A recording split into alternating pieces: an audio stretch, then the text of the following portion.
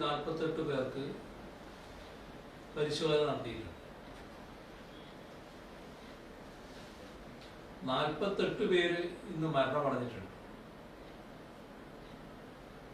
സംസ്ഥാനത്താകെ ചികിത്സയിലുള്ളവർ 2,84,086 ആണ്.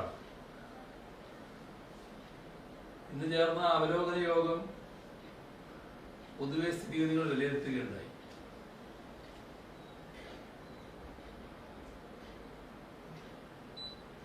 രോഗവ്യാപനം വർദ്ധിക്കുന്ന സാഹചര്യത്തിൽ നിലവിലുള്ള നിയന്ത്രണങ്ങൾ ശക്തിപ്പെടുത്തേണ്ടതുണ്ട് എന്നാണ് കണ്ടത്. ഇപ്പോ വാരാന്ത്യ നിയന്ത്രണം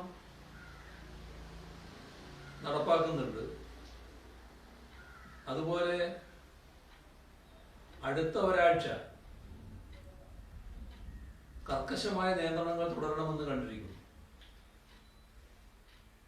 4-ാം തീയതി തൊട്ട് അടുത്ത ഞായറാഴ്ച വരെ, അതായത് ചൊവ്വ മുതൽ ഞായർ വരെ കടുത്ത നിയന്ത്രണങ്ങൾ ഏർപ്പെടുത്താനാണ് തീരുമാനിച്ചിട്ടുള്ളത്. നിയന്ത്രണവുമായി ബന്ധപ്പെട്ട് കൃത്യമായ മാനദണ്ഡങ്ങൾ ഉണ്ടാവും. അതിന്റെ വിശദാംശങ്ങൾ പ്രത്യേകമായ കുറിപ്പായി പിന്നീട് നൽകും. അതേപോലെ ചില കാര്യങ്ങളിൽ ഡിസാസ്റ്റർ മാനേജ്മെന്റ് ആക്ട് ഉപയോഗിക്കേണ്ട സാഹചര്യം വരുന്നുണ്ട്. അപ്പൊ അത്തരം സ്ഥലങ്ങളിൽ അത് ഉപയോഗിക്കാൻ നിർദ്ദേശം നൽകിയിട്ടുണ്ട്. ഓക്സിജൻ ട്രാൻസ്പോർട്ടേഷനിൽ ഒരു പ്രശ്നവും ഉണ്ടാവില്ല എന്ന് ഉറപ്പുവരുത്തും. അക്കാര്യത്തിൽ പോലീസ് ഫലപ്രദമായി ഇടപെടണമെന്ന് തീരുമാനിച്ചിട്ടുണ്ട്. ഓക്സിജൻ ലഭ്യത ഉറപ്പുവരുത്തുന്നതിന് ഇപ്പോ ആഭ്യന്തര സെക്രട്ടറിയും ആരോഗ്യ സെക്രട്ടറിയും അടക്കമുള്ളവർ പ്രവർത്തിക്കുന്നുണ്ട്. വ്യവസായ വകുപ്പ് സെക്രട്ടറിയെ കൂടി ഈ കാര്യത്തിൽ ഇത്തരം സ്ഥാപനങ്ങളുമായി ബന്ധപ്പെടാൻ വേണ്ടി ചുമതലപ്പെടുത്തിയിട്ടുണ്ട്. ഓക്സിജൻ സിലിണ്ടർ കൊണ്ടുപോകുന്ന വാഹനങ്ങളിൽ ഓക്സിജൻ എമർജൻസി വെഹിക്കിൾ എന്ന സ്റ്റിക്കർ പതിക്കണം. വാഹനത്തിന്റെ മുൻവശത്തെയും പിൻവശത്തെയും ഗ്ലാസ്സിൽ വ്യക്തമായി കാണാൻ സാധിക്കുന്ന തരത്തിലാണ് സ്റ്റിക്കർ പതിക്കേണ്ടത്. തിരക്കില് വാഹനങ്ങൾ പരിശോധന ഒഴിവാക്കി വേഗം കടത്തിവിടാൻ ഇത് പോലീസിനെ സഹായിക്കും. മരുന്നുകള്, മെഡിക്കൽ ഉപകരണങ്ങൾ എന്നിവ കൊണ്ടുപോകുന്ന വാഹനങ്ങളിലും ഈ രീതിയിൽ സ്റ്റിക്കർ പതിക്കേണ്ടതാണ്. ഇക്കാര്യത്തിൽ സ്റ്റേഷൻ ഹൗസ് ഓഫീസർമാർ പ്രത്യേക ശ്രദ്ധ പതിപ്പിക്കും. ചീഫ് സെക്രട്ടറിയുടെ നേതൃത്വത്തിൽ ഓക്സിജൻ ഉൽപാദകരുടെയും എസ്ഒയുടെയും യോഗം നടക്കുകയുണ്ടായി. തുടർന്ന് ഓക്സിജൻ ലഭ്യത മോണിറ്റർ ചെയ്യാൻ ഹോം സെക്രട്ടറിയുടെ കീഴിൽ ഒരു കമ്മിറ്റിയും രൂപീകരിച്ചു. പോലീസ്, ആരോഗ്യം, ഗതാഗതം, വ്യവസായം, ഡിസാസ്റ്റർ മാനേജ്മെന്റ് ഈ വകുപ്പുകളിൽ നിന്നും എസ്ഒയിൽ നിന്നുമുള്ള നോമിനികൾ ഉൾപ്പെട്ട ഡെഡിക്കേറ്റഡ് ഓക്സിജൻ വാർ റൂമുകൾ സംസ്ഥാന തലത്തിലും ജില്ലാ തലത്തിലും ആരംഭിക്കും. ഓക്സിജൻ മൊഡ്യൂൾ തയ്യാറാക്കുകയും കോവിഡ് ജാഗ്രതാ പോർട്ടലിൽ ചേർക്കുകയും ചെയ്യും. കൂടുതൽ മികച്ച രീതിയിൽ കൈകാര്യം ചെയ്യാൻ ഇത് സഹായകമാകും.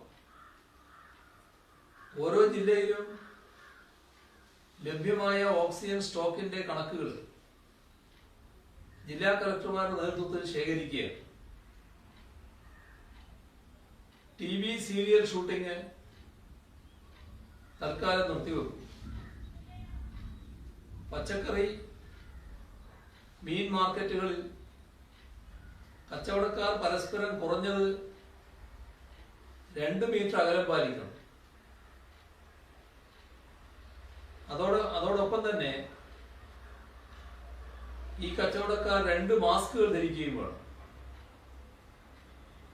സാധിക്കുമെങ്കിൽ കയ്യുറയും ഉപയോഗിക്കണം. വീട്ടു സാധനങ്ങൾ വീടുകളിൽ എത്തിച്ചു നൽകുന്നതിന് കച്ചവടക്കാർ മുന്തിയ പരിഗണന നൽകണം. ആവശ്യമുള്ള സാധനങ്ങളുടെ ലിസ്റ്റ് ഫോണിലോ വാട്സപ്പിലോ നൽകിയാൽ സാധനങ്ങൾ വീട്ടിലെത്തിക്കുന്നതിന് ഡെലിവറി ബോയ്സിനെ നിയോഗിക്കുന്നത് നന്നായിരിക്കും. മാർക്കറ്റിലെ തിരക്ക് കുറക്കുന്നതിന് ഇത് സഹായകരമാകും. ഇതിനായി മാർക്കറ്റ് കമ്മിറ്റികളുടെ സേവനം തേടാൻ പോലീസിന് നിർദ്ദേശം നൽകിയിട്ടുണ്ട്. പത്തനംതിട്ട ജില്ലയിലെ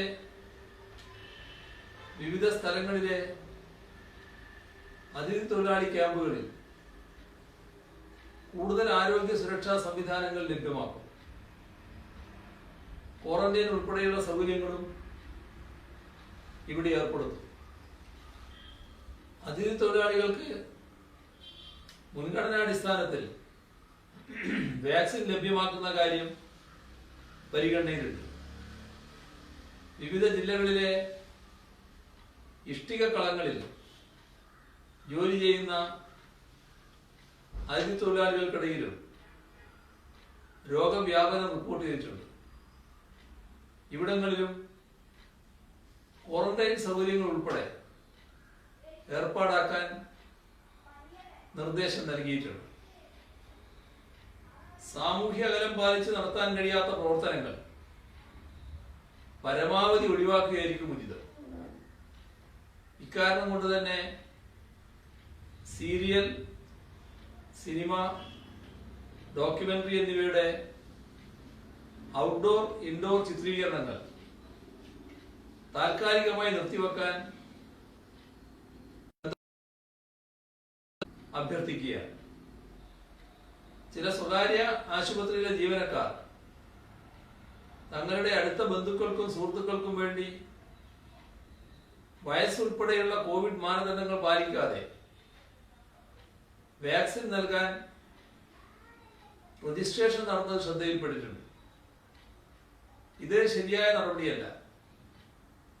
ഇത്തരം പ്രവർത്തികളിൽ ഏർപ്പെടുന്നവരെ കണ്ടെത്തി നിയമപരമായ നടപടി സ്വീകരിക്കാൻ ജില്ലാ കളക്ടർമാർ, ജില്ലാ പോലീസ് മേധാവികൾ എന്നിവർക്ക് നിർദ്ദേശം നൽകി. ബാങ്കുകളുടെ പ്രവർത്തി സമയം ഇപ്പോഴത്തെ സാഹചര്യത്തിൽ ഉച്ചക്ക് 2 മണി വരെയായി നിജപ്പെടുത്തിയിരിക്കുകയാണ്.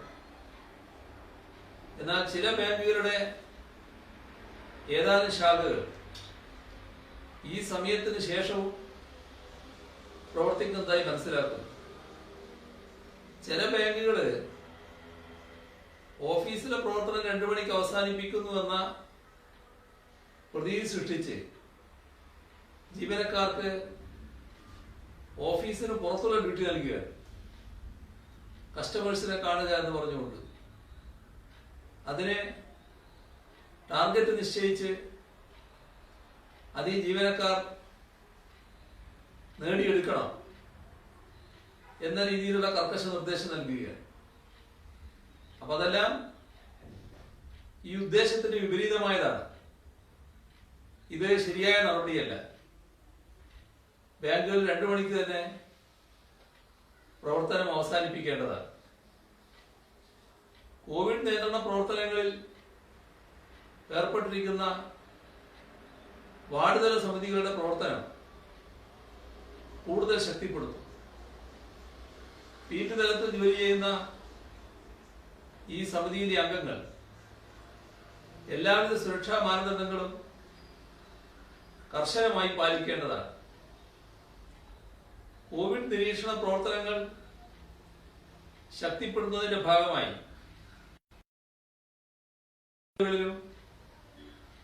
കുറഞ്ഞത് 100 പേരെ വീതം ജനമൈത്രി സന്നദ്ധ പ്രവർത്തകരായി നിയോഗിക്കും. ഇങ്ങനെ നിയോഗിക്കപ്പെടുന്ന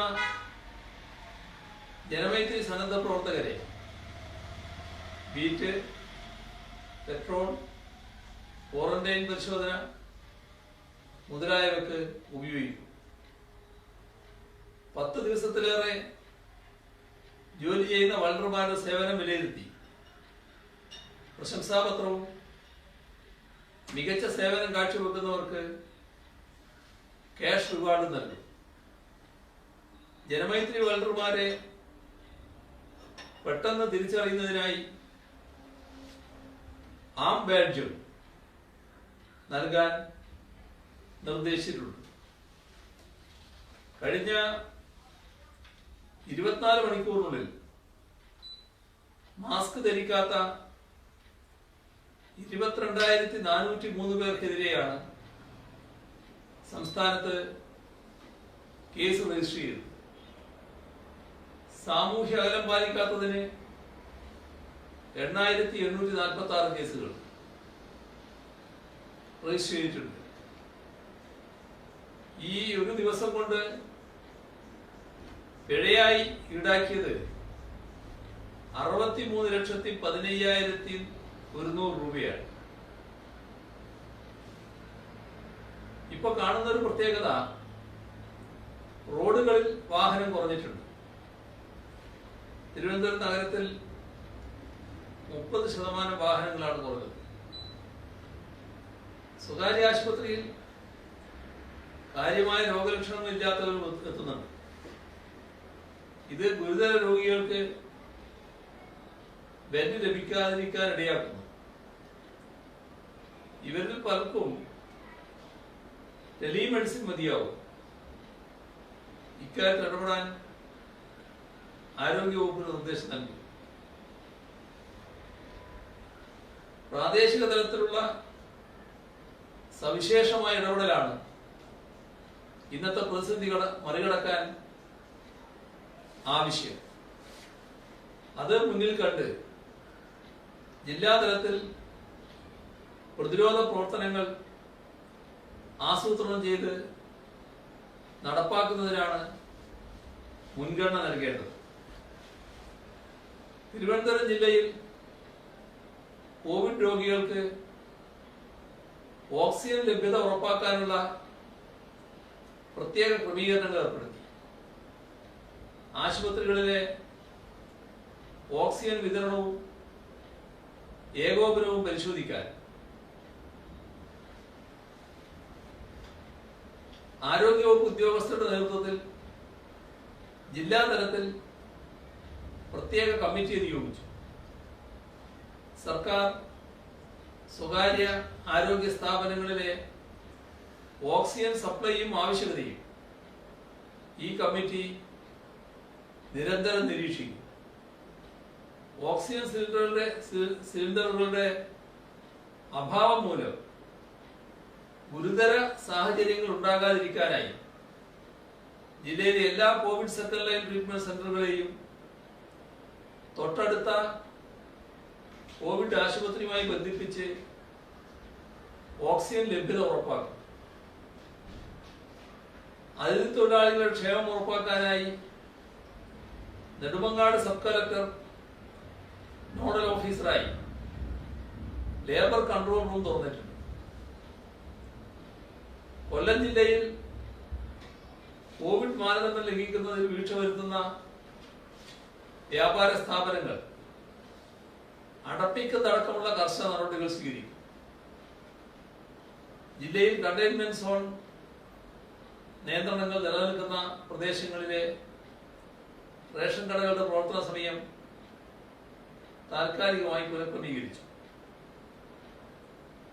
പത്തനംതിട്ട ജില്ലയിൽ 40 വയസ്സിനും 60 വയസ്സിനും ഇടയിലുള്ള ആളുകളിൽ കോവിഡ് കൂടുതലായി റിപ്പോർട്ട് ചെയ്യപ്പെടുന്നുണ്ട്. കോട്ടയം ജില്ലയിൽ വീടുകളിൽ കഴിയുന്ന കോവിഡ് രോഗികൾക്ക് രക്തത്തിലെ ഓക്സിജൻ നില പരിശോധിക്കുന്നതിനും ആവശ്യമെങ്കിൽ ഓക്സിജൻ ലഭ്യമാക്കുന്നതിനും പ്രാദേശികമായി ഓക്സിജൻ പാർലറുകൾ ആരംഭിക്കുകയാണ്. സംസ്ഥാനത്തെ തന്നെ ആദ്യത്തെ പാർലർ മണക്കാട് സെന്റ് മേരീസ് പള്ളി ഓഡിറ്റോറിയത്തിലെ CFLTCയിൽ പ്രവർത്തനം ആരംഭിച്ചു. കോവിഡ് ബാധിതരിൽ ഭൂരിഭാഗം പേരും വീടുകളിൽ കഴിയുന്ന സാഹചര്യം പരിഗണിച്ചാണ് പ്രാദേശിക തലത്തിൽ പാർലറുകൾ ഒരുക്കുന്നത്. ഓക്സിജൻ നിലയിൽ പെട്ടെന്ന് വ്യതിയാനം ഉണ്ടായാൽ ചികിത്സ ലഭിക്കാൻ താമസമുണ്ടായേക്കുമെന്ന ആശങ്ക അകറ്റാനും ഇത് ഉപകരിക്കും.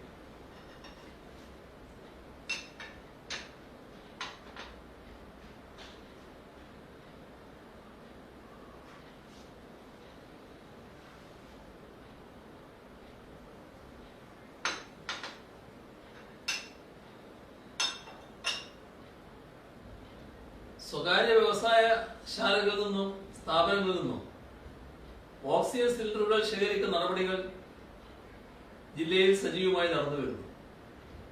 ഇന്ന് ഉച്ചവരെ 146 സിലിണ്ടറുകൾ ശേഖരിച്ചിട്ടുണ്ട്. എറണാകുളം ജില്ലയിലെ വിവിധ വ്യവസായ കേന്ദ്രങ്ങളിലായുള്ള ഓക്സിജൻ സിലിണ്ടറുകൾ ചികിത്സാ ആവശ്യത്തിനായി സജ്ജമാക്കും.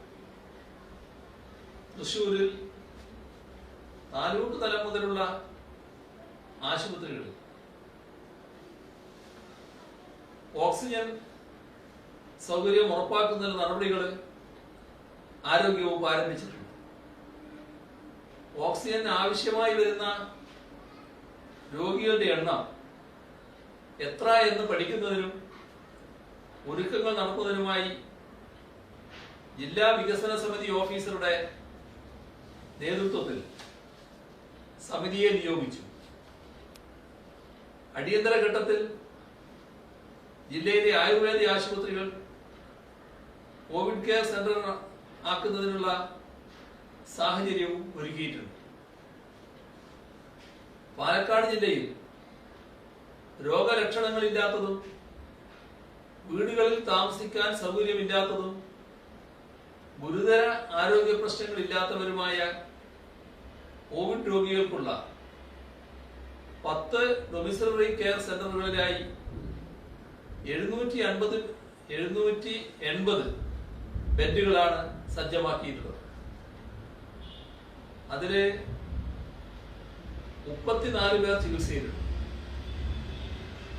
മലപ്പുറം ജില്ലയിൽ കോവിഡ് ആശുപത്രികൾ ഡ്രഗ്സ് കൺട്രോൾ വിഭാഗം പരിശോധന നടത്തി മരുന്നുകളുടെ ലഭ്യതയും ഓക്സിജൻ ലഭ്യതയും ഉറപ്പുവരുത്തിയിരുന്നു. കോഴിക്കോട് ജില്ലയിൽ 75,000 രോഗികളെ ചികിത്സിക്കാൻ ആവശ്യമായ മുന്നൊരുക്കങ്ങളാണ് നടന്നത്. നിയന്ത്രണങ്ങൾ പാലിക്കപ്പെടുന്നുവെന്ന് ഉറപ്പുവരുത്താൻ വാർഡുകളിൽ 20 പേരടങ്ങിയ സന്നദ്ധ സംഘങ്ങളുടെ പ്രവർത്തനം ശക്തിപ്പെടുത്തി. അതോടൊപ്പം പോലീസിന്റെ സ്ക്വാഡുകൾ വാഹന പരിശോധനയും വ്യാപകമാക്കിയിട്ടുണ്ട്. വയനാട് ജില്ലയിൽ കണ്ടെയ്ൻമെന്റ് സോൺ പ്രഖ്യാപിക്കുന്നതിനുള്ള മാനദണ്ഡങ്ങളിൽ മാറ്റം വരുത്തി. അതനുസരിച്ച് ഒരു വാർഡിൽ 10 അല്ലെങ്കിൽ അതിലധികം വീടുകളിൽ കോവിഡ് ബാധ ഉണ്ടായാൽ പ്രസ്തുത വാർഡ് കണ്ടെയ്ൻമെന്റ് സോണായി പ്രഖ്യാപിക്കും. ഒരു തദ്ദേശ സ്ഥാപനത്തിലെ പകുതിയിലധികം വാർഡുകൾ കണ്ടെയ്ൻമെന്റ് ആയാൽ ആ തദ്ദേശ സ്ഥാപനം പൂർണ്ണമായി കണ്ടെയ്ൻമെന്റ് മേഖലയായി പ്രഖ്യാപിക്കും. കണ്ണൂർ ജില്ലയിലെ മുഴുവൻ കോവിഡ് ചികിത്സാ കേന്ദ്രങ്ങളിലെയും ഓക്സിജൻ സപ്പോർട്ട് ആവശ്യമായ രോഗികൾക്ക് അത് ലഭ്യമാകുന്നുവെന്ന് ഉറപ്പുവരുത്തുന്നതിനായി ഓക്സിജൻ മാനേജ്മെന്റിന് പ്രത്യേക പദ്ധതി തയ്യാറാക്കും. ഹോം ഐസൊലേഷൻ നിർദ്ദേശിക്കപ്പെട്ടിട്ടുള്ള കോവിഡ് ബാധിതർ അതത് മെഡിക്കൽ ഓഫീസറുമായി ബന്ധപ്പെട്ട ശേഷം അവരുടെ നിർദ്ദേശമനുസരിച്ച് മാത്രമേ ആശുപത്രികളിലേക്ക് ചികിത്സ തേടി പോകാവൂ എന്ന് നിർദ്ദേശിച്ചിട്ടുണ്ട്. ആശുപത്രികളിലെ സംവിധാനങ്ങൾ പരമാവധി ഉപയോഗപ്പെടുത്താൻ അനാവശ്യമായ തിരക്ക് ഒഴിവാക്കാനുമാണ് ഇങ്ങനെ ചെയ്യുന്നത്. വിവിധ ആശുപത്രികളിലെ കോവിഡ് രോഗികളുടെ പ്രവേശനം ഏകോപിപ്പിക്കുന്നതിന് ഒരു നോഡൽ ഓഫീസറെ നിയോഗിക്കും. ഇതോടൊപ്പം കൺട്രോൾ റൂം സംവിധാനവും ഉണ്ടാകും.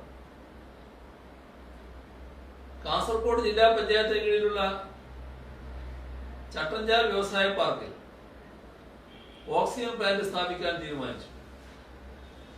50 ലക്ഷം രൂപയും ഭൂമിയും ജില്ലാ പഞ്ചായത്ത് അനുവദിക്കും. കർണാടകയോട് അതിർത്തി പങ്കിടുന്ന 17 പോയിന്റുകളിലൂടെ കടന്നു വരുന്നവർ കോവിഡ് ജാഗ്രതാ പോർട്ടൽ രജിസ്റ്റർ ചെയ്തുവെന്നും കോവിഡ് നെഗറ്റീവ് സർട്ടിഫിക്കറ്റ് ഉണ്ടെന്നും ഉറപ്പുവരുത്തുന്നതിന് തദ്ദേശ ഭരണ സ്ഥാപനങ്ങൾ നടപടി സ്വീകരിക്കും. ഇതൊക്കെ ജില്ലാതലത്തിൽ സവിശേഷമായ സാഹചര്യങ്ങൾ മുൻനിർത്തിയെടുക്കുന്ന നടപടികളാണ്. പൊതുവായ നടപടികൾക്ക് പുറമേയുള്ള ഇത്തരം ഇടപെടലുകളിലൂടെയാണ് സമഗ്രമായ കോവിഡ് പ്രതിരോധം സാധ്യമാക്കുക. രോഗലക്ഷണങ്ങളില്ലാത്തവരെ 10 ദിവസങ്ങൾക്ക് മുൻപ് ഡിസ്ചാർജ് ചെയ്യാമെന്ന് തീരുമാനം കൈക്കൊണ്ടതിന്റെ ഭാഗമായി ചില ജില്ലകളിൽ ചികിത്സയിലുള്ള രോഗികളുടെ എണ്ണത്തിൽ നേരിയ കുറവ് വന്നതായി കാണാൻ സാധിക്കും. അത് രോഗവ്യാപനത്തിൽ വന്ന കുറവായി തെറ്റിദ്ധരിക്കേണ്ടതില്ല. രോഗികളുടെ എണ്ണം വലിയ തോതിൽ വർദ്ധിക്കുന്ന ഈ ഘട്ടത്തിൽ ആശുപത്രിയിലെ സൗകര്യങ്ങൾ ഗുരുതരമായ രോഗാവസ്ഥ നേരിടുന്നവർക്ക് ലഭ്യമാകുമെന്ന് ഉറപ്പുവരുത്താനുള്ള മുൻകരുതലാണത്. രോഗവ്യാപനം ശക്തമായിക്കൊണ്ടിരിക്കുക തന്നെയാണ്.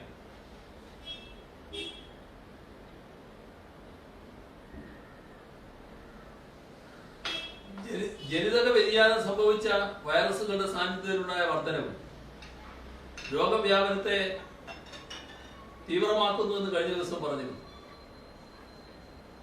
1000 രോഗികളുള്ളപ്പോൾ ഉണ്ടാകുന്ന മരണങ്ങളെക്കാൾ കൂടുതൽ മരണങ്ങൾ 10,000 രോഗികളുള്ളപ്പോൾ സംഭവിക്കും. ഈ ഘട്ടത്തിൽ ഏറ്റവും പ്രധാനപ്പെട്ട ഒരു മുൻകരുതൽ ഡബിൾ മാസ്കിംഗ് ആണ്. ഒരു മാസ്കിന് മുകളിൽ മറ്റൊരു മാസ്ക് കൂടി ധരിക്കുന്നത് അണുബാധ ഏൽക്കുന്നത് വലിയ തോതിൽ തടയാൻ സഹായകമാണ്.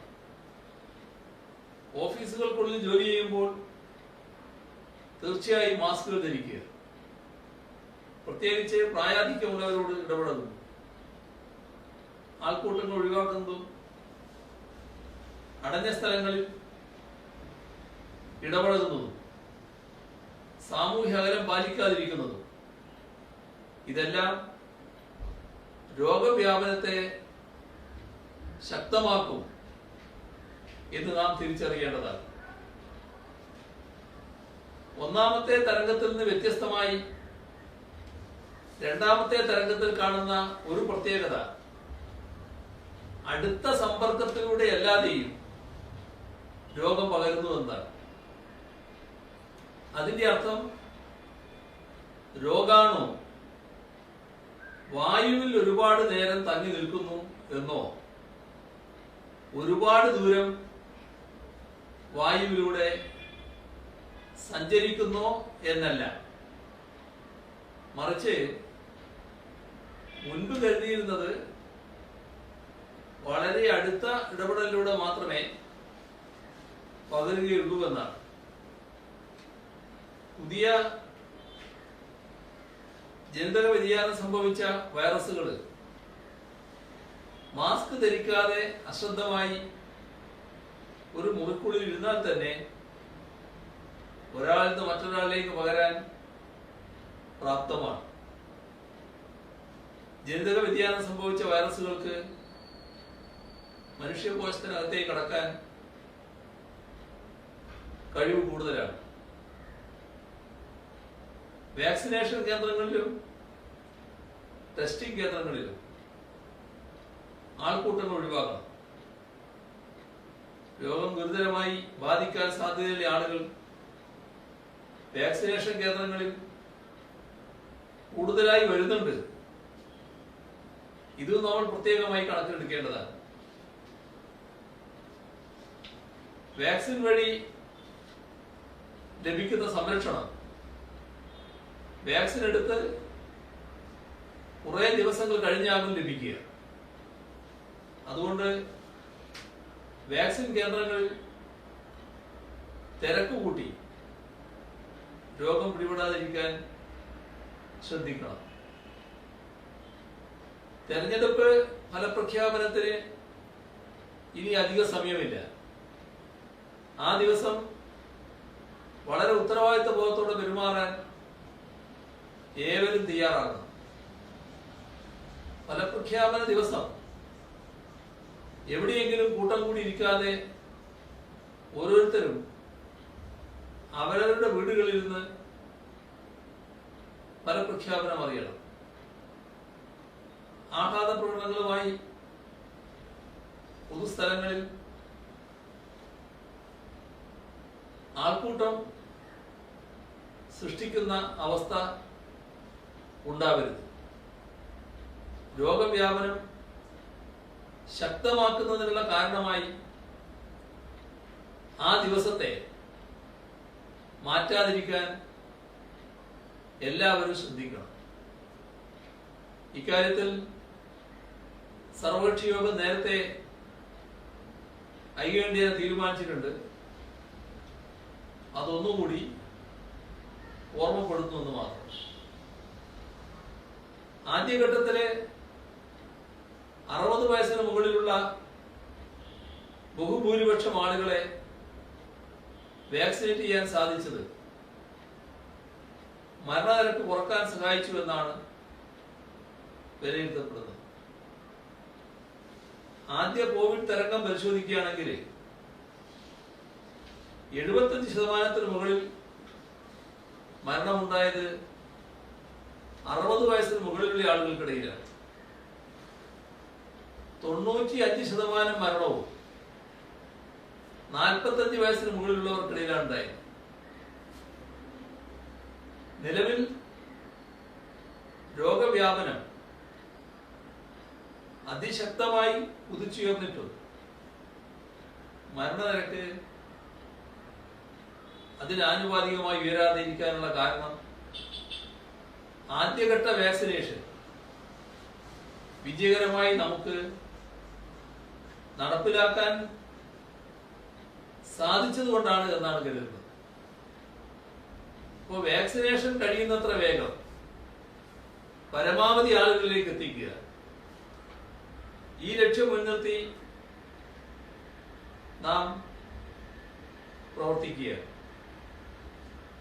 വലിയ ശതമാനം ആളുകൾക്ക് വാക്സിൻ ലഭ്യമാകുന്നതുവരെ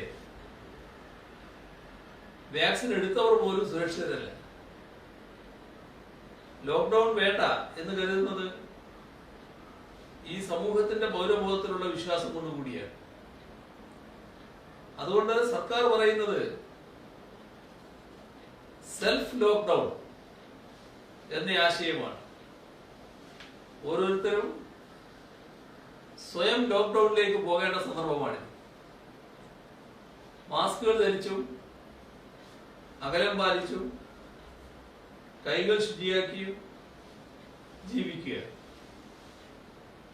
അനാവശ്യമായി പുറത്തു പോയില്ലെന്നും ആൾക്കൂട്ടം ഉണ്ടാകുന്നത് ഒഴിവാക്കുമെന്നും ആഘോഷങ്ങൾ മാറ്റിവെക്കുമെന്നും യാത്രകൾ ഒഴിവാക്കുമെന്നും അടഞ്ഞ സ്ഥലങ്ങളിൽ ഇടപെടലില്ലെന്നും ലക്ഷണങ്ങൾ കണ്ടാൽ ടെസ്റ്റ് ചെയ്യുമെന്നും രോഗിയുമായി കോണ്ടാക്ട് ഉണ്ടായാൽ തന്നെ ഐസൊലേഷൻ കൃത്യമായി പാലിക്കുമെന്നും നാം തീരുമാനിച്ചേ തീരും. ജീവനോപാധികൾ തകരാതെ നോക്കുകയും നമ്മുടെയും ചുറ്റുമുള്ളവരുടെയും ജീവനുകൾ സംരക്ഷിക്കുകയും വേണം. ആ ഉത്തരവാദിത്വം നിറവേറ്റുന്നതിൽ വിട്ടുവീഴ്ച പാടില്ല. നമ്മൾ സ്വയം ലോക്ക്ഡൌണിലാണ് എന്ന് തീരുമാനിച്ചുകൊണ്ട് പോകേണ്ട നാളുകളാണ് മുൻപിലുള്ളത്. രോഗവ്യാപനം രൂക്ഷമായിക്കൊണ്ടിരിക്കുന്ന സംസ്ഥാനത്തെ സാഹചര്യവും മറ്റ് സംസ്ഥാനങ്ങളിൽ സംഭവിച്ചുകൊണ്ടിരിക്കുന്ന ദുരന്തങ്ങളെ കുറിച്ചുള്ള വാർത്തകളും നമ്മുടെ സമൂഹത്തിലും വലിയ ആശങ്ക സൃഷ്ടിക്കുന്നുണ്ട്. എന്നാൽ അത് നമ്മുടെ സമൂഹത്തിന്റെ മാനസികാരോഗ്യത്തെ ബാധിക്കാതെ നോക്കേണ്ടതുണ്ട്.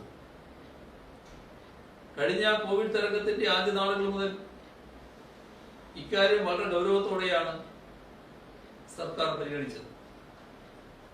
ആ ഘട്ടത്തിൽ മാനസികാരോഗ്യ വിദഗ്ധരുടെ നേതൃത്വത്തിൽ ആരംഭിച്ച ഒറ്റക്കല്ല ഒപ്പമുണ്ട് എന്ന ക്യാമ്പയിൻ അനുസ്യൂതം തുറന്നു വരികയായിരുന്നു. രോഗികളെ നേരിട്ട് ബന്ധപ്പെട്ട് അവരുടെ മാനസികാരോഗ്യം നിലനിർത്താനുള്ള സഹായങ്ങൾ ഈ പദ്ധതി വഴി നൽകി വരികയായിരുന്നു. നിലവിലെ സാഹചര്യത്തിൽ ആ സേവനങ്ങൾ കൂടുതൽ ഊർജ്ജസ്വലമായി മുന്നോട്ട് കൊണ്ടുപോകേണ്ടതാണ്. അതിന്റെ ഭാഗമായി ഇന്നലെ മാത്രം 34,700 രോഗികളെയാണ് വിളിച്ചത്.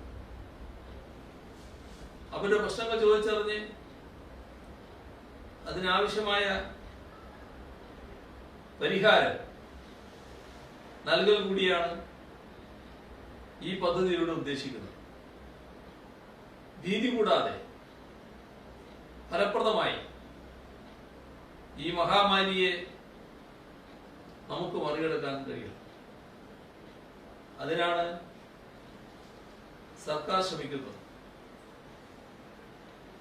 ആ ശ്രമത്തോട് ജനങ്ങൾ പൂർണ്ണമായും സഹകരിക്കണമെന്നാണ് അഭ്യർത്ഥിക്കാറുള്ളത്. വേറൊരു പ്രശ്നം, സംസ്ഥാനത്തെ 2ാം ഡോസ് വാക്സിൻ എടുക്കാനുള്ള എല്ലാവർക്കും മുൻഗണന അനുസരിച്ച് നൽകി തീർക്കും. ഇതിനായി കോവിഡ് വാക്സിനേഷൻ കേന്ദ്രങ്ങളിൽ വന്ന് തിരക്ക് കൂട്ടേണ്ടതില്ല. 2ാം ഡോസ് കോവിഷീൽഡ് വാക്സിൻ 6 മുതൽ 8 ആഴ്ചക്കുള്ളിലും കോവാക്സിൻ 4 മുതൽ 6 ആഴ്ചക്ക് ഉള്ളിലുമാണ് എടുക്കേണ്ടത്.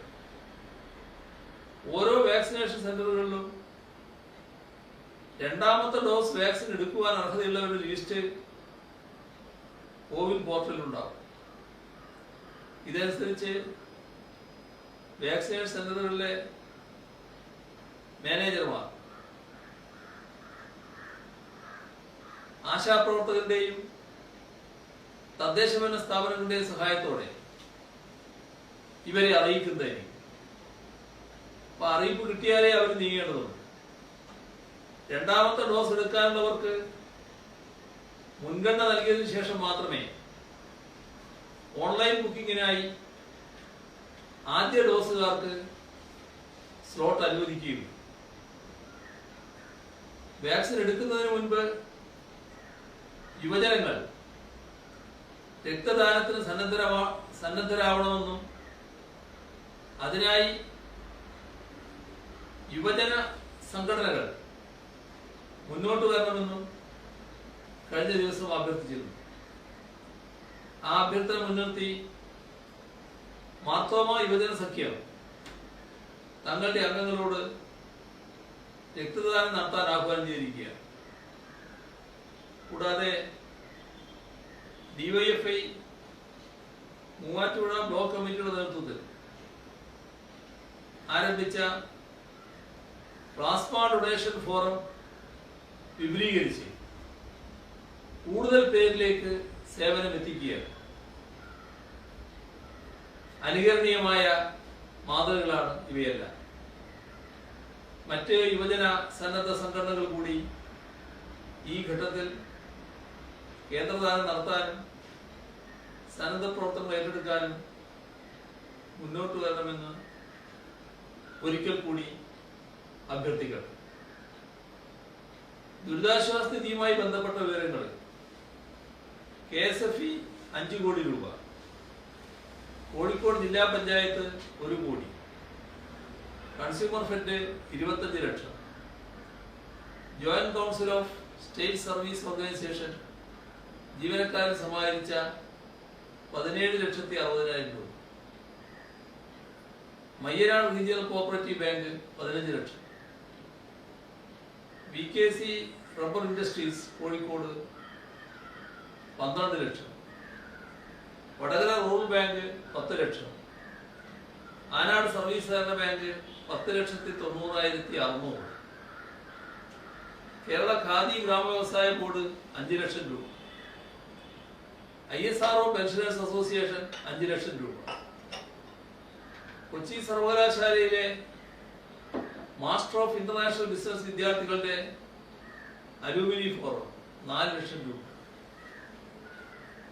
സംവിധായകൻ രഞ്ജിത്ത് 2,50,000 രൂപ, ഹൈക്കോടതി സീനിയർ അഭിഭാഷകൻ അഡ്വക്കേറ്റ് P. വിജയഭാനു 2,50,000 രൂപ,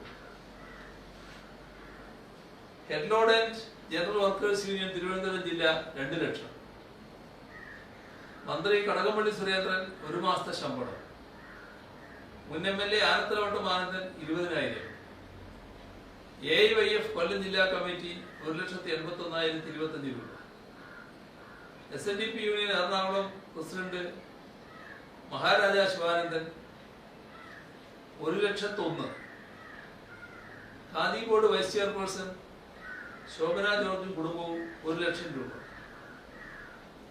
നാട്ടിക ശ്രീനാരായണ കോളേജിലെ 1980-90കളിലെ വിദ്യാർത്ഥികളുടെ സാമൂഹ്യ കൂട്ടായ്മയായ ഒളിമിന്നും ഓർമ്മക്കാരൻ 1,50,900 രൂപ,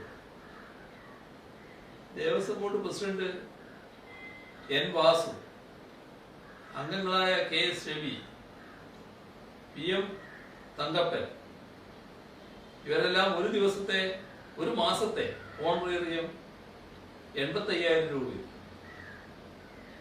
consumer fed chairman M. Mehboob 25,000 രൂപ, രാധാകൃഷ്ണൻ സ്വീകാര്യം 50,000, റിട്ടയേർഡ് KSEB ജീവനക്കാരൻ SH ഷാനവാസ് 42,500 രൂപ, Thiruvananthapuram SMV government model higher secondary സ്കൂളിലെ പൂർവ്വ അധ്യാപകരുടെ കൂട്ടായ്മ ഗുരു 50,000 രൂപ, സിർഷാദ് റാവുത്തർ നെടുമങ്ങാട് 25,000 രൂപ, ചെറുവത്തൂർ മയ്യിച്ചയിലെ ചുമട്ടുതൊഴിലാളി പങ്കജാക്ഷൻ 10,050 രൂപ, Kerala municipal and corporation pensioners federation 20,000 രൂപ, തളിപ്പറമ്പ് വക്കളം സ്വദേശിയായ വിദ്യാർത്ഥി ആശിഷ് ദീപ് സമ്പാദ്യ കുടുക്കയിലെ 10,000 രൂപ, തളിപ്പറമ്പ് കാഞ്ഞിരങ്ങാട്ടെ 5ാം ക്ലാസ് വിദ്യാർത്ഥി അഭിനവ് PV, സഹോദരി അനുപമ PV 3,001 രൂപ, സെക്രട്ടേറിയറ്റ് അനക്സ് 2ലെ താൽക്കാലിക ജീവനക്കാർ സമാഹരിച്ച 15,500 രൂപ, student police cadet Thiruvananthapuram city unit 10,000 രൂപ, Irattayar saint Thomas higher secondary സ്കൂളിലെ 9ാം ക്ലാസ് വിദ്യാർത്ഥി ക്രിസ്റ്റോ ചങ്ങങ്കേരി 900 രൂപ, വിദ്യാർത്ഥികളായ ആദിത്യ PR, ആദർശ് PR കഴക്കൂട്ടർ 5,000 രൂപ, CPIM മുൻ ഏരിയ സെക്രട്ടറി ആയിരുന്ന PP ഗോപാലിന്റെ ഭാര്യ ലീല 1000 തേങ്ങ ചെറുമകള് സമ്പാദ്യം കൊടുക്കുകയും കൈമാറിയിട്ടുണ്ട്. ആരോഗ്യമന്ത്രി ശൈലജ ടീച്ചർ 1 മാസത്തെ ശമ്പളവും കൈമാറിയിട്ടുണ്ട്. ഇത്രയും കാര്യങ്ങളാണ് ഇന്ന് പങ്കുവെക്കാനുള്ളത്. ചൊവ്വാഴ്ച മുതൽ ഞായറാഴ്ച വരെ കടുത്ത നിയന്ത്രണങ്ങൾ ഏർപ്പെടുത്തും എന്ന് പറഞ്ഞു. ലോക്ക്ഡൌണിന് സമാനമായ നിയന്ത്രണം പൊതുഗതാഗതം ഇല്ലാത്ത തരത്തിൽ ശക്തമായ നിയന്ത്രണങ്ങൾ ഏർപ്പെടുത്താനാണ് ഒതുങ്ങുന്നത്. കാരണം ഇന്ന് KGM അടക്കം 2 ആഴ്ചത്തെ ലോക്ക്ഡൌൺ വേണമെന്ന ആവശ്യത്തിൽ ചീഫ് സെക്രട്ടറി കത്ത് നൽകിയിട്ടുണ്ട്. അത് സർക്കാർ പരിഗണിക്കുന്നു. ഇവിടെ ലോക്ക്ഡൌൺ ഞാൻ ഇന്നലെ തന്നെ പറഞ്ഞല്ലോ, അത് അവസാന കൈയായിട്ട് സ്വീകരിക്കേണ്ടതാണ്. പക്ഷെ രോഗം നമുക്ക് നിയന്ത്രിച്ച് നിർത്താൻ കഴിയുന്നില്ല. എന്നാൽ ആളുകൾ സഹകരിക്കുന്നില്ല എന്നൊന്നും പറയാൻ പറ്റില്ല. ആളുകൾ നല്ല രീതിയിൽ തന്നെ സഹകരിക്കുന്നുണ്ട്. ഇപ്പോൾ പല പ്രദേശങ്ങളും നോക്കിയാൽ ആളുകൾ വളരെ കൂടുതലായിട്ടില്ല.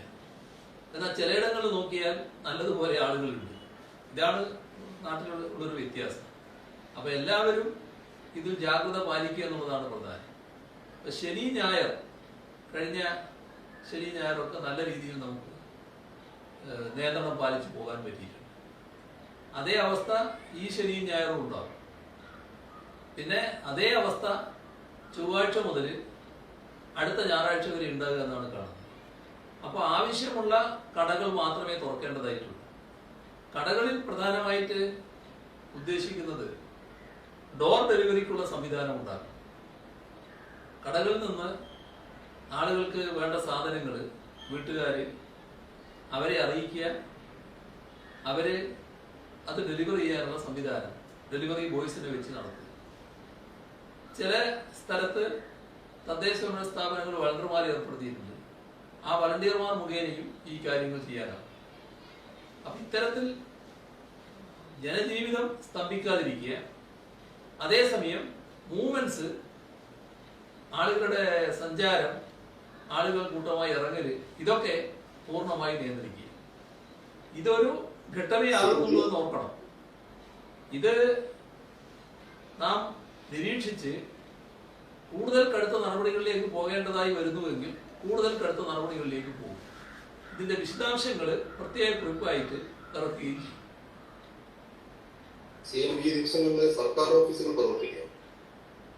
സർക്കാർ ഓഫീസുകൾ സാധാരണഗതിയിൽ പ്രവർത്തിക്കുന്നത് എങ്ങനെയെന്നുള്ളത് പിന്നീട് പറയും. ശനി ഞായറും ചൊവ്വാഴ്ച മുതലാണല്ലോ വരുന്നത്. പിന്നീട് അത് പറയും.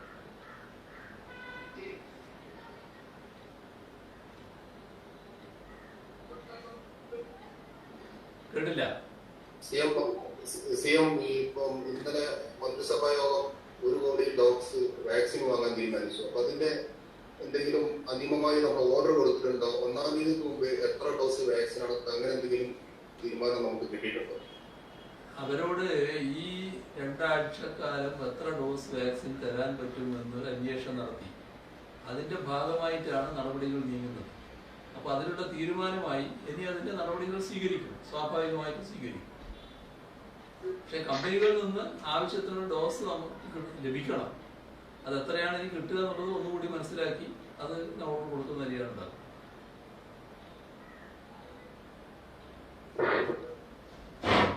അപ്പൊ നമുക്ക് സൗജന്യ ഭക്ഷ്യക്കിറ്റ് വിതരണ അവസാനിക്കുകയാണ്. ഇപ്പോഴത്തെ നിയമങ്ങൾ ഏർപ്പെടുത്തുന്ന സാഹചര്യത്തിൽ അടുത്ത മാസം അത് തുടരാൻ എന്തെങ്കിലും സാധ്യതകളുണ്ടോ? അല്ല, അത് പിന്നീട് ആലോചിക്കേണ്ട കാര്യമാണ്. ആലോചിക്കാം. പുതിയ സർക്കാർ വന്നിട്ട് തീരുമാനിക്കാൻ അങ്ങനെയാണോ?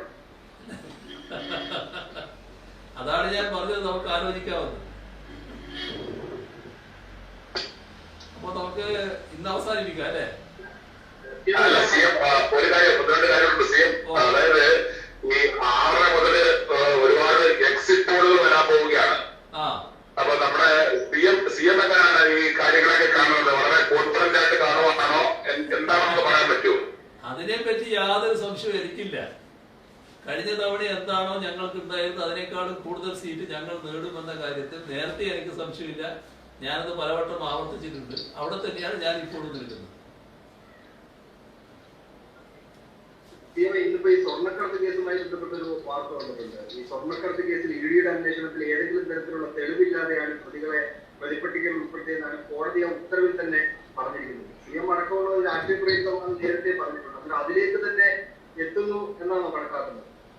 സ്വർണം കടത്തിയില്ല എന്ന് പറഞ്ഞിട്ടില്ലല്ലോ അല്ലേ? സ്വർണം കടത്തിയതിനെ കുറിച്ചുള്ള അന്വേഷണം എവിടെ എത്തിയെന്നാണ് ഇന്ന് ഇപ്പൊ കോടതി നിരീക്ഷിച്ചിട്ടുള്ളത്. ഇത് തന്നെയാണ് ഞങ്ങൾ നേരത്തെ പറഞ്ഞുകൊണ്ടിരിക്കുന്നത്. യഥാർത്ഥത്തിൽ ആ സ്വർണ്ണക്കടത്തുമായി ബന്ധപ്പെട്ട് ആരാണ് സ്വർണം കടത്തിയത്, എവിടെയാണ് എത്തിയത്, ഈ രണ്ട് കൂട്ടരെയാണ് കാണേണ്ടത്. ഈ രണ്ട് കൂട്ടരെയും കാണാനായിരുന്നില്ല തിരക്ക്. അതിനു പകരം മറ്റു പലരെയും നോക്കി പോകാനായിരുന്നു തിരക്ക്. അതിന് ചില തൽപര കക്ഷികള് വല്ലാതെ തപ്പ് കൊട്ടിക്കൊടുത്തപ്പോ അതിന്റെ കൂടെ ചേരാൻ അന്വേഷണ ഏജൻസിയും തയ്യാറായി. അതിന്റെ ഭാഗമായിട്ടാണ് ഇത്രയും നിർഭാഗ്യകരമായ അവസ്ഥയുണ്ടായിട്ടുള്ളത്. നമ്മുടേതുപോലുള്ളൊരു രാജ്യത്തെ അന്വേഷണ ഏജൻസിയുടെ ഏറ്റവും പരിതാപകരമായ അവസ്ഥയാണ് ഇത് കാണിക്കുന്നത്. ഇത്തരത്തിലൊരു അന്വേഷണ ഏജൻസി അധപ്പതിക്കാൻ പാടില്ലാത്തതാണ്. ഗൗരവമായി അന്വേഷിച്ച് കണ്ടെത്തേണ്ട ഒരു കുറ്റകൃത്യം, രാജ്യത്തിന്റെ സാമ്പത്തിക സ്ഥിതിയെ ഏറ്റവും അധികം പ്രതികൂലമായി ബാധിക്കുന്ന ഒരു കാര്യം, അതിൽ പോലും അനാവശ്യമായ സംഘീയ താല്പര്യങ്ങൾ വെച്ചുകൊണ്ട് ഇടപെടലാണ് നടത്തിയത്. അതാണ് നേരത്തെ ഞങ്ങൾ വളരെ ചുരുക്കമായിട്ട് പറഞ്ഞിരുന്നത്. അതിന്ന് കുറച്ചുകൂടി വിശദമായി പരിശോധനകൾക്ക് ശേഷം കോടതി പറഞ്ഞു എന്നാണ് കാണുന്നത്. മറ്റു കൂടുതൽ കാര്യങ്ങൾ ഞാൻ മനസ്സിലാക്കിയിട്ടില്ല, പിന്നീട് മനസ്സിലാക്കി പറയും.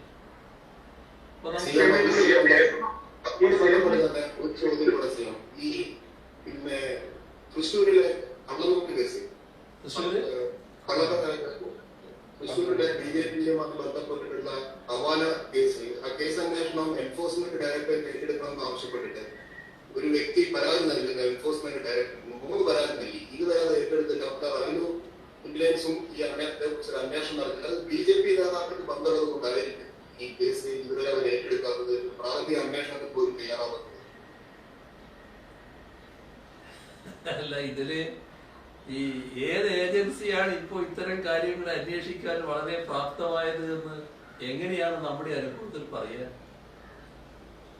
ഈ കേരളത്തിൽ ഇപ്പൊ അടുത്ത കാലത്ത് വന്ന ചില അനുഭവങ്ങളുണ്ടല്ലോ. കൃത്യമായി കേസ് അന്വേഷണത്തിനാണോ അവര് താല്പര്യം കാണിച്ചിട്ടുള്ളത്? മറ്റു പലതിനുമല്ലേ താല്പര്യം കാണിച്ചിട്ടുള്ളത്? ഇപ്പൊ ഒരു അന്വേഷണം നടക്കുന്നുണ്ട്. ആ അന്വേഷണം ശരിയായ രീതിയിൽ നടക്കട്ടെ. അതിന് ശേഷം മറ്റു കാര്യങ്ങളിലേക്ക് നമുക്ക് കടക്കാം. ഇത് ഇഡിക്കും മറ്റും ഇത്തരം കാര്യങ്ങളിലെല്ലാം പലപ്പോഴും താല്പര്യം വരുന്നത് എന്ന് കേരളത്തിന്റെ അനുഭവത്തിൽ നമുക്ക് വ്യക്തമായിട്ടുണ്ട്. അതാണ് നാം കാണേണ്ട കാര്യം. CM താങ്കൾ നല്ല ആത്മവിശ്വാസത്തിലാണെന്ന് പറഞ്ഞു. അതുപോലെ തന്നെയാണ് UDF-ന്റെ എല്ലാ നേതാക്കളും വലിയ ആത്മവിശ്വാസമാണ് വെച്ചു കൊടുക്കുന്നത്. താങ്കൾക്ക് എന്ത് ഡാറ്റ അടിസ്ഥാനത്തിലാണ് താങ്കളുടെ ആത്മവിശ്വാസം എന്ന് പറയാമോ? എനിക്ക് ജനങ്ങളുടെ നല്ല വിശ്വാസമുണ്ട്. അത് തന്നെ. ഇനിയിപ്പോ അതിനെപ്പറ്റി നമ്മൾ അധികം പറഞ്ഞു തീർക്കണ്ട. ഞാൻ പറഞ്ഞില്ലേ, ആരെങ്കിലും മരപ്പായസം ഉണ്ടെന്നുണ്ടെങ്കിൽ അതിന്റെ തടസ്സം നമ്മൾ നിൽക്കുന്നില്ല. കഴിഞ്ഞ ദിവസം ചോദിച്ചപ്പോ ഞാനൊന്നും പറഞ്ഞില്ലായിരുന്നു. പക്ഷെ ഇപ്പൊ നിങ്ങളൊരു ഡയറക്റ്റ് ചോദ്യം ചോദിച്ചപ്പോ ഞാൻ പറഞ്ഞു എന്ന് മാത്രമേ ഉള്ളൂ. അത് പിന്നീട് നമുക്ക് നോക്കാം. ഇപ്പൊ ഒരു കുറച്ച് മണിക്കൂറുകളേ ഇനിയുള്ളൂ. കുറച്ച് ദിവസം 1-2 ദിവസം കൊണ്ട് വരുമല്ലോ. അത് വന്നിട്ട് നമുക്ക് കാണാം ഏതാണ് ശരി ഏതാ തെറ്റ് എന്നുള്ളത്. എല്ലാം ജനങ്ങളാണല്ലോ തീരുമാനിക്കേണ്ടത്. എനിക്ക് ആ ജനങ്ങളിൽ വിശ്വാസമുണ്ട്. അതാണ് ഞാൻ പറഞ്ഞത്. അപ്പൊ നമുക്കിവിടെ നിർത്താം. ശരി.